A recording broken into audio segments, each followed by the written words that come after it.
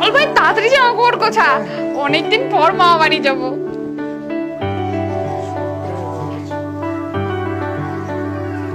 ভাই আমার এই জামাটা তোর ব্যাগে নে না, আমার ব্যাগে আর জায়গা নেই। আরে আমি পারবো না, আমার ব্যাগ পুরো ভরে গেছে।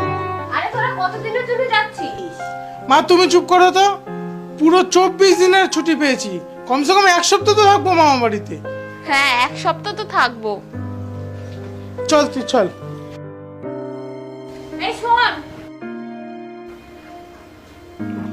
এই টাকাটা রাখ, তোরা রাস্তায় খরচা করবি, আর কিছু মা আমাদের জন্য 200 টাকার মিষ্টি কিনে নিয়ে যাবি।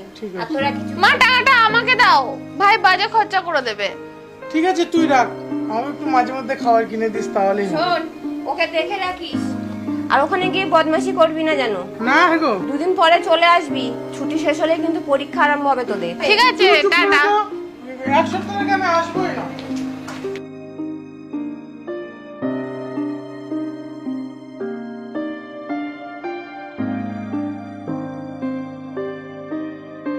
খুব মজা হচ্ছে গো। হ্যাঁ, এই তো চলে প্রচুর। এসেছি, আর কিছুটা। হ্যাঁ সুইটি দিদির জন্য যে গার্ডারটা নিয়েছি পছন্দ হবে তো? হ্যাঁ, কতদিন পর এসছে বলতে কি ভালো লাগছে না বল। এবারে 1 সপ্তাহ থাকবো মামা হ্যাঁ। বাড়িতে।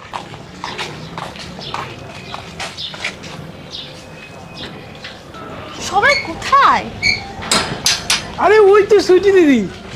সুইটি দিদি, সুইটি দিদি কেমন আছো? আর মামা মামি কেমন আছে? হ্যাঁ সবাই ভালো আছে। তোমার জন্য একটা গার্ডার নিয়ে এসেছি। আমার ওসব গার্ডার লাগবে না, আমার কাছে আছে।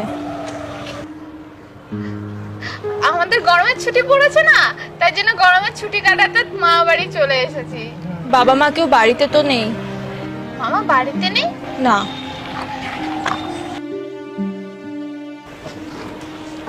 আরে কোথায় যাচ্ছো?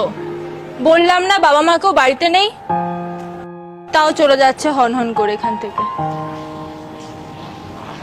দিদি মামা বাড়িতে নেই, তাহলে কোনো বাড়ি চলে যাবো।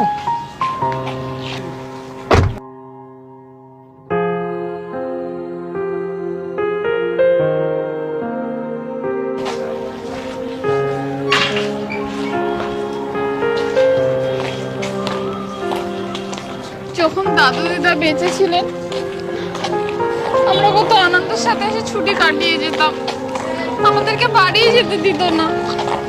আর এখন যখন মামা মামির বাড়ি হয়েছে আমরা পর হয়ে গেছি, আমাদের কোনো জায়গা নেই এখানে।